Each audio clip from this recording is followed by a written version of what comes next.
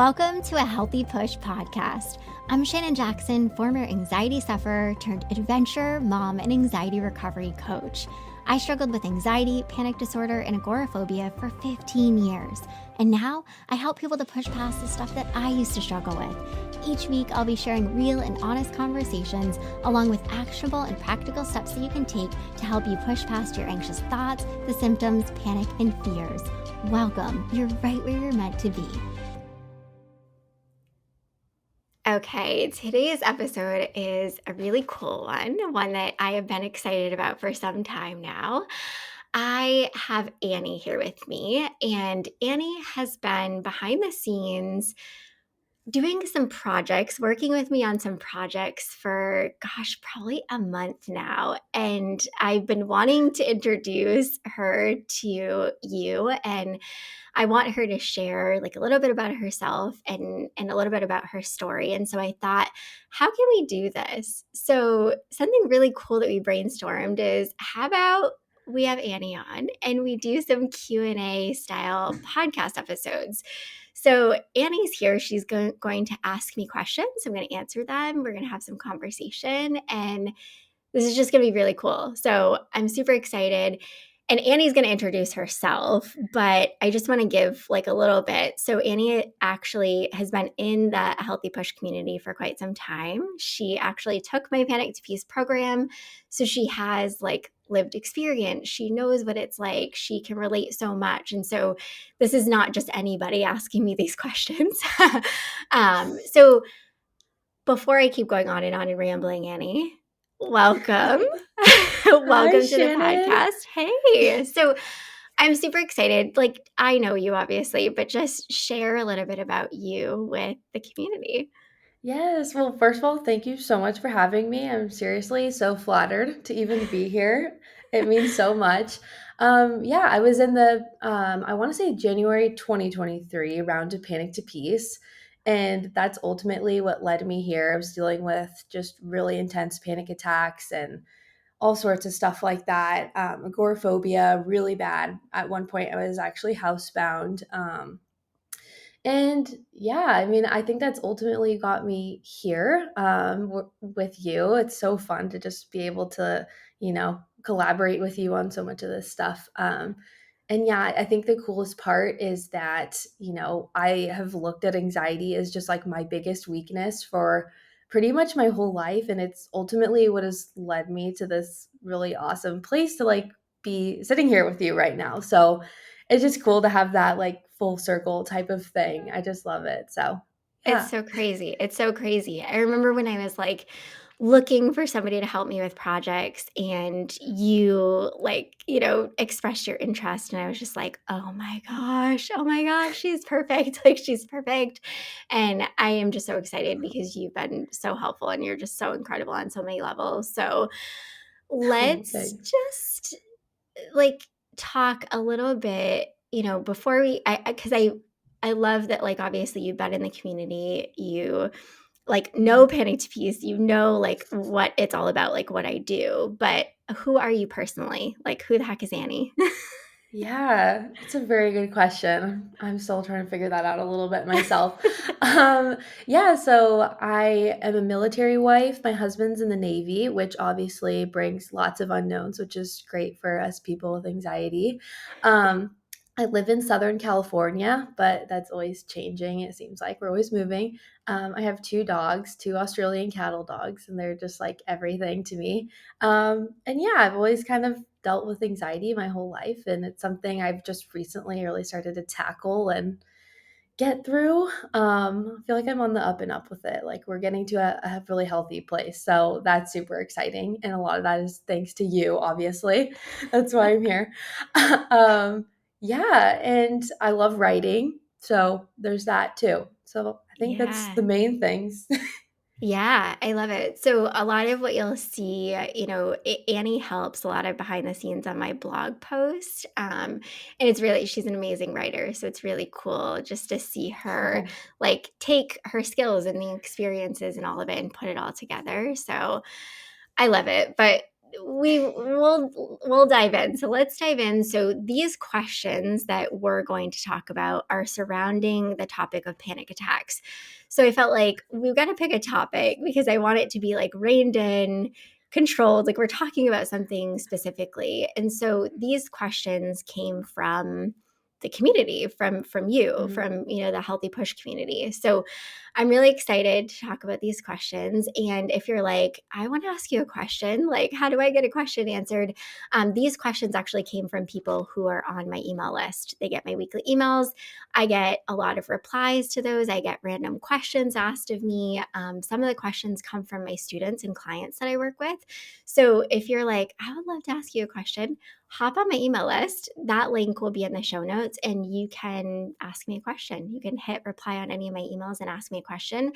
And I always try to put all the questions into an area and think, how can I answer it? Can I answer it like in a podcast episode? Can I answer it on social media? Can I answer it in a blog post? Like, so I will always do my best to answer all your questions in some format.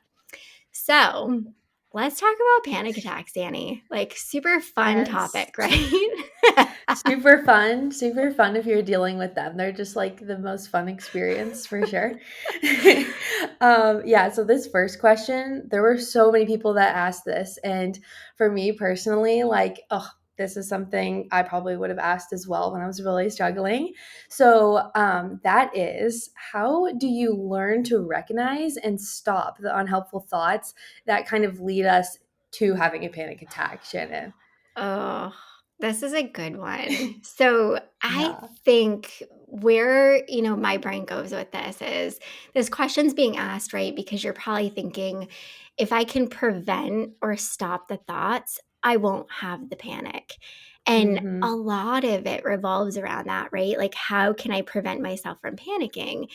And so a lot of times we think if I can stop having the thoughts, like if I can just make them go away, if I can control them, if I can shut them off, if I can stop them, then, I won't, nothing bad will happen. And the trouble with this is that we really can't stop our thoughts. Like, you Mhm.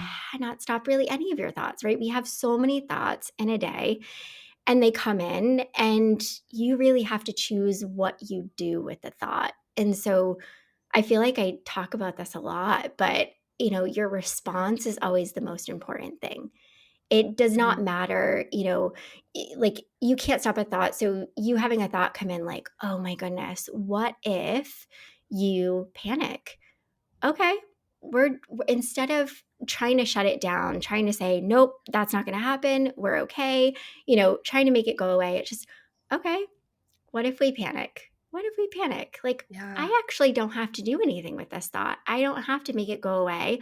I'm not panicking. And so, how can I really respond to this in a healthier way rather than trying to fight it and push it away? Maybe how can I just let it in and not be so judgy, not have such an opinion about it, not like jump on the train. So I always like to use this analogy of like, picture a train pulling up and it's like this really big scary thought. And it's just like, the what if you panic or what if you pass out or what if the panic attack is so bad, like this one that you had while you were driving. You choose what you do after that thought comes in. Like the train is pulled up, it's there. You can't do anything about that. But it's like, do you hop on the train? And if you hop on the train, you know where that train is going to lead you, right? It's probably going to go to, yeah, you're going to panic. And so you should do something about it because you can't panic. You're alone or you're in front of a bunch of people. And oh my gosh, what's that going to look like?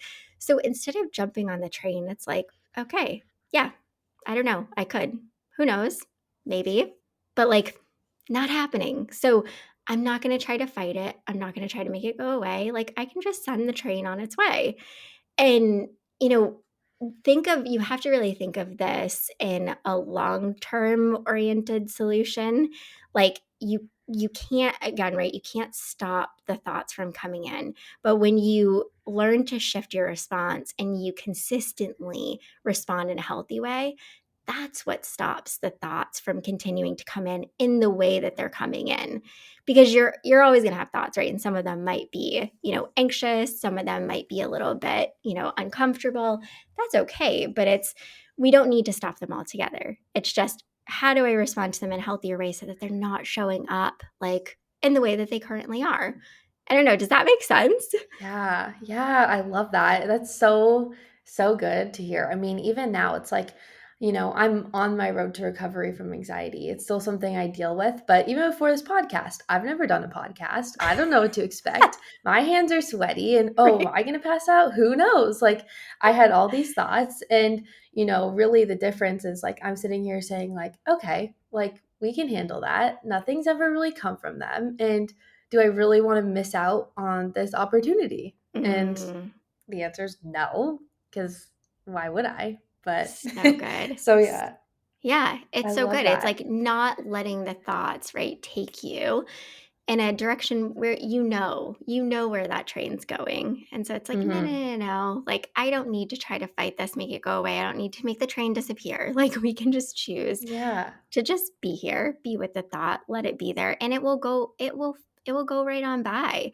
And sure, Mhm. might come back. That's okay. But like again, we don't need to do anything with it. Let's try, right? Right. And it's not easy. I know it. I sometimes I make things sound like really simple, and I know it does not mean it's easy. But the Right. more you practice, it will actually have these thoughts not continuing to pop up. But you're not going to stop them. You're not. That's not what we're trying to do. That's never the goal. Right, exactly. Just being like, okay, I'm going to take this with me. It might be here, it might not. It doesn't mean anything about me or who I Yeah. am. Yeah. I love it. So yeah, I love that. Well, let's go ahead and get with the next question.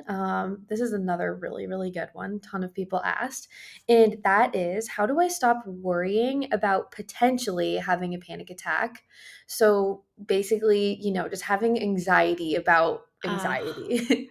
right? Like, oh my gosh, this is such a good one because I think and you probably feel the same way, right? Like 90% of your days would revolve around how can I Yes. stop worrying about panicking? Like I don't, I Hmm. don't want to panic. And obviously you don't want to panic, right? Nobody just wants to say sign me up, like let that happen.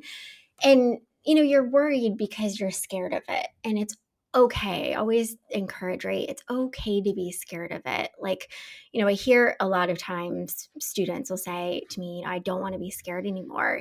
And and it's like, yeah, of course you don't want to be scared anymore. But it becomes less scary the more you actually allow yourself to face it, like Hmm. without trying to prevent it from happening. So, something important to call out, right, is how, when this person asks, or many people ask, right, how do I stop worrying?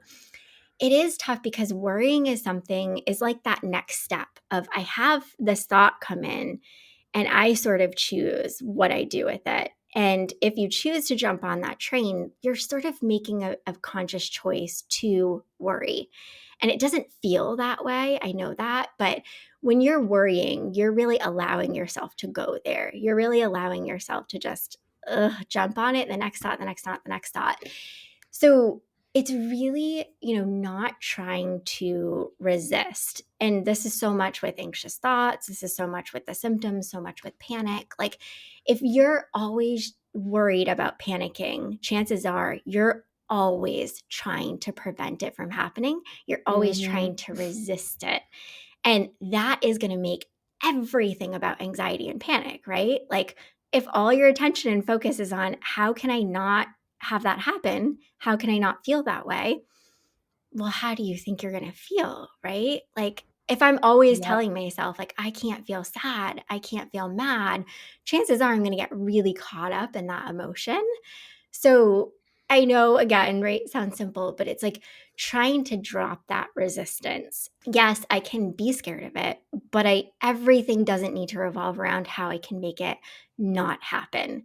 It's more about being willing to go places and do things and maybe have yourself experience a panic attack, and knowing, like, similarly with thoughts, it's going to be how you respond to it that is most crucial and most important. So Yeah. really, the worrying part, right? I want you to recognize you have control, right? You have to consciously choose, like, okay, I'm really doing a lot of worrying.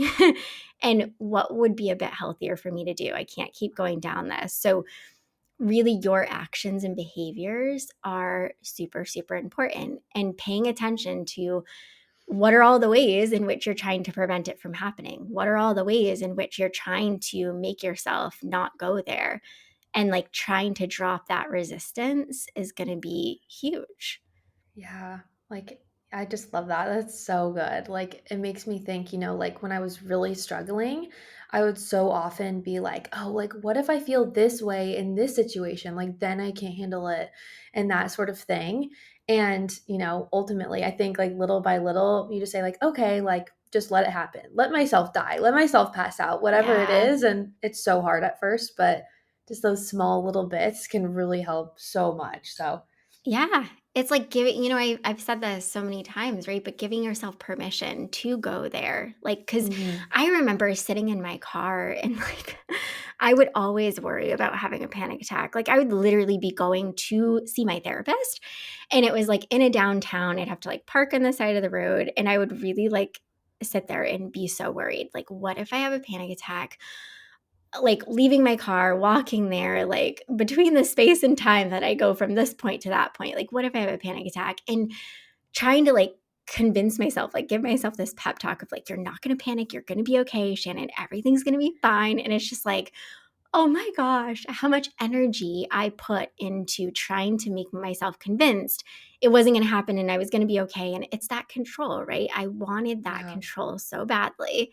And I wanted to know that like, things would be certain, like nothing bad would happen. I wouldn't panic. But it's like I couldn't get that as much as I wanted to try. And I just had to, Totally. like you said, okay, so I panic. So I panic. Like, let's see. Right? Who knows? Because the other part is you don't know. You don't know if you're going to panic, and you don't know if it's going to be terrible. You don't even have that certainty. Right. And it's like a lot of times when, you allow yourself, you give yourself that permission. In my experience, it's been like, okay, really sucks for like a minute or two. And then I'm like, wait, like, I'm good. Like, what the heck? Like, Right. Right. So that kind of weird. thing. Like, I let you be here. I say it's similar. Like, I have a little one, right? And she's almost Hmm. 5. And so sometimes she'll be like incessantly, mama, mama, mama, or like the same question. And she knows very intentionally she's just bugging me and doing it on purpose because she knows at a certain point it's like getting to me. And I have to just resist, like, we're not going there. I can't, like, I know that if I keep trying to go back and forth with you, you're going to just become more annoying. No offense. I love my child more than anything.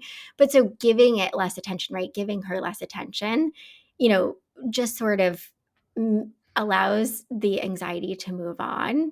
The less attention I give Amelia when she's like, mama, mama, mama, this. And it's like, okay, she sort of gets the Yeah. idea and goes on her way. I know I hate to I make that love that. comparison, but it is. It's so similar. Like a little, Right. and my nephews, they're the same way. They're boys, and so they just know how to get to you. And it's like the more Yes. I try to make them not annoy me, the more they annoy me. So it's like Right. very similar to anxiety and panic. Totally. They're like, okay, on to the next person. Right, right. Hopefully. Yes, right? Okay, so the next question, and I think our final question, depending on how much time we have, this is another really good one. I think is going to help a lot of people. Is how can you overcome that moment when a panic attack is just like so intense, like that moment where you're just like, I Oh. can't do this. So Oh my tough. gosh. I know. I instantly am thinking of like all the moments in which it was so intense and it's just like, it really is that fight or Right? flight kicks in and it's just like you feel like game is over. Yeah. So I think this is similar, right? Kind of to the second question. It's like you are not going to reduce the intensity by trying to. Like by trying to make it like come down, it's so hard because this is like these are truly the hardest parts about recovery is like I have to let it go there. And I know how terrifying it can feel because when like it's peaking and those feelings I remember like being specifically like being at work and I don't know, it happened to me a lot at work, but that intense Mhm. like feeling where just like tingly, like my body would get super hot and then I would like start Yeah. my vision was a little bit funky and I could hear it in my ears like the muffleness and I'm like, "Oh my god, I'm going to pass out or I'm going to have a panic attack or I'm Mhm. just going to die." And in that moment Yeah. being like, "How can I like stop this? How can I calm myself down?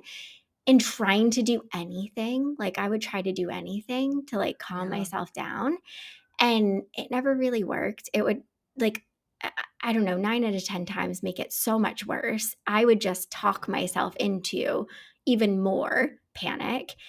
So I think, the Yeah. really hard part is when you're having a really intense panic attack, you kind of got to let it be intense, because Mhm. if you're trying to throw a bunch of stuff at it to make it go away or to calm yourself, it's probably going to have the opposite effect of what you're hoping for. Like, Yeah. I think part of this, there are so many helpful ways that you can respond to panic and to work through panic. And I talk about this so much in my classes, especially my overcoming anxiety or overcoming panic and symptoms masterclass. Like I teach this stuff, and I teach this obviously in Panic to Peace. But like, there are so many tools that will be helpful. But one of the biggest things I think when you're having a really intense panic attack is kind of to throw the quote rules out the window, because Yeah. your brain is not in any logical state of mind. You are super, at that fight or flight peak. Really, people will say, Shannon, I had a wicked bad panic attack. I forgot all the things. I just didn't even know what to do, and it just happened. And I was like, well, congratulations. That's really all you can do, because you're not going to Yeah. throw a bunch of stuff at it and make it come back down quickly and, make yourself not feel that way. So I think part of it is throw the rules out the window, and kind of what I mean by this, I guess I can Mhm. tell a story that would be helpful. So I worked Yeah. with a one-on-one client recently, and she's really pushing herself to do a lot of stuff that's really uncomfortable. And something that's really uncomfortable for her is being in traffic, like being in a car, being in traffic. Doesn't matter if she's the Ugh. driver, passenger, if somebody's with her, like it does not matter. And so Yeah. the other day, she lives in a place where there's almost guaranteed traffic all the time, probably much like where you live, Annie. Yeah, I can And relate. it's like, yeah, and she was, that stuck feeling was very much there, and she just sort of spiraled. And she's like, Shannon, I tried so hard. I like tried, just to be with it, just to let it happen. And she's like, after like, 10 minutes, I was like, I can't do this anymore. And she's like, I called my sister and was like, you need to talk to me. Like, I just need you. And Mhm. she was so hard on herself and felt like that was a failure and was like beating herself up. And I was just like, and she said, Shannon, I just feel awful because I know that I shouldn't have given into that compulsion. I knew I shouldn't have done that safety behavior. And I'm like, Oh, yeah. but is that really a healthy or realistic expectation to say that when you're experiencing really intense panic, and you give yourself the chance, right, of trying to respond to it in a healthy way, trying to, just let it be there and not do anything about it. But like, is it really a healthy, realistic expectation to say, I'm not going to do anything to make myself feel better Right. after I've like tried to allow it and I've done my best, but it's like, it's not going away and it's getting worse. So, she was really hard on herself. And I was just like, I understand, but I don't think that you need to beat yourself up, because one, Mhm. you got in the car, you you faced something that you knew was going to be really uncomfortable and really anxiety producing. You practiced exactly what is the healthy response of like, I'm going to try to just let it be here, and I'm going to try to not do anything about it. And Mhm. you did, like, quote, all the right things. I hate saying that because it's not really about right or wrong, but you did all the healthy things. But ultimately, you came to this, I've got to call my sister. I need some support. And that's Yeah. okay. Like, that's not the end of the world. And I think it's just so hard because a lot of the messaging that's out there can make it seem very black and white or right and wrong, of like, you can't give in to a safety behavior. You can't do a compulsion. It's like, but is that really realistic? Is that always going to be realistic? I can tell you very vulnerably, like when I had my first panic attack that I've had since I've been recovered. So I've had one panic attack in the past 7 years, and it Mhm. was intense. It was, I don't want to say it was 10 out of 10 because I feel like that's sort of what we're all inclined to do. Like, it was a Right. 10 out of 10. It felt like it. It was probably like an 8 out of a 10. But it was really horrible. And I Yeah. did some things that I didn't think that I would do. I literally woke my husband up. It was the middle of the night. It was quiet. And I was like, I can totally handle this. I'm like, I can work through this. I know what this is. And it was like, nope. And I went in and I woke Adam up and he was like, are you okay? And I was like, no, I'm not okay. So it's like, a lot of Yeah. people would see that as being the quote wrong thing to do, or like, I shouldn't have done that. Mhm. But I haven't had a panic attack since. And so Yeah. many times I did end up when I was struggling, I did call Adam. I did call my mom. I did, give in to a safety behavior. Mhm. And it was okay. It didn't mean that like I wasn't healing or that I wasn't Yeah. recovering or that I wouldn't recover. Like it doesn't mean any of that. So, I Mhm. just encourage, I think, when you're experiencing really intense panic, don't have these outlandish, unrealistic expectations of yourself that like you have to just get through it. You can't do a safety behavior. You can't, it's got to look the right way. No, it just, you've got to support yourself, be gentle with yourself, try to work through it the best you can in the healthiest ways. But like, if it doesn't look, how traditionally people tell you, that's okay. That's okay. Yeah. Totally. And I think that's something, you really preach to your community and it's so valuable, just like that idea of like just being kind to yourself in these moments, because ultimately I think that's one of the biggest components of like recovery is just learning to slow down and recognize like you just can't get everything perfect, especially with something as messy and uncomfortable as a panic attack. Like you're not going to sit there and like just everything's going to go exactly how you want it to every time. And just Yeah. learning to kind of embrace that. It's tough, but it's so important. So I love that. Yeah, I think like you were, alluding to it. Like you got to let yourself be human, and these Mhm. moments are gonna knock anyone off their game. Like like it did for me, right? Somebody who is super experienced, seasoned with panic attacks and like recovery, Mhm. it threw me off totally. But like I had to just let myself be human. It looked how it looked, and it was okay. And like, guess Yeah. what? Meant nothing. I didn't let it mean anything. So it's really important, Mhm. kind of throw the rules out the window. You want to like respond in a healthy way, but it doesn't have to look a certain way at all. Yeah, totally. I love how you said that too. Like it doesn't have to mean anything because I feel like in the beginning it means like everything, right? Like it's all it is like why did this happen? Why did it happen here? And it's like I remember hearing people say, like you have to get to this point where it doesn't mean anything. And I was like, Right. "What? Like what do you mean? Oh, Like do you know what this feels like?" And it's just weird to yeah. be like at that point where you're just like I don't know, just whatever. So that's Yeah. so good. Yeah, it's not that you don't care, right? It's not that you don't care when it happens. It's not that you're not Yeah, scared. Those things can totally and will totally be present, but it's more of right, like, okay, it happened and it doesn't equal failure. It doesn't mean I'm not healing. It doesn't mean a dang thing. Like, right. move on. Let's move on. Totally, exactly. Just not like reading into it. It's so wild. Yeah. So, my goodness, I've loved this. These questions are so good, like so I good. know. And I just want to encourage again, like if you have a question, I would love for you to just you can DM me. I really encourage get on my email list because that is the best way. Like I get emails with questions, I get questions from my students, and those are questions that I really prioritize and will bring to the podcast. So we'll see. I mean, I imagine that people are going to really enjoy these Q&A episodes and we will definitely be Mhm. doing more of them and we'll pick topics and this won't be the last time we talk about panic attacks because we Right. have lots of questions on panic attacks. But we'll just choose a different topic and we'll talk about some questions. And Annie, I just like appreciate you so much and I'm very proud of you on so many Oh, levels, that, but like for coming on and doing this with me and for sharing your face and who you are with the community. I am just so happy oh. for people to start to get to know you too.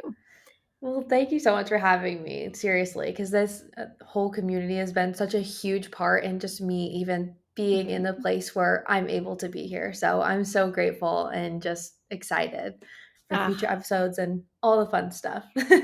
I love it. All right, my friends, you know what I'm going to say. Until next time, keep taking healthy action. I hope you enjoyed this episode of A Healthy Push. If you want more, head on over to ahealthypush.com for the show notes and lots more tips, tools, and inspiration that will support your recovery. And if you're hoping for me to cover a certain topic, be sure to join my Instagram community at ahealthypush and let me know in the comments what you want to hear next.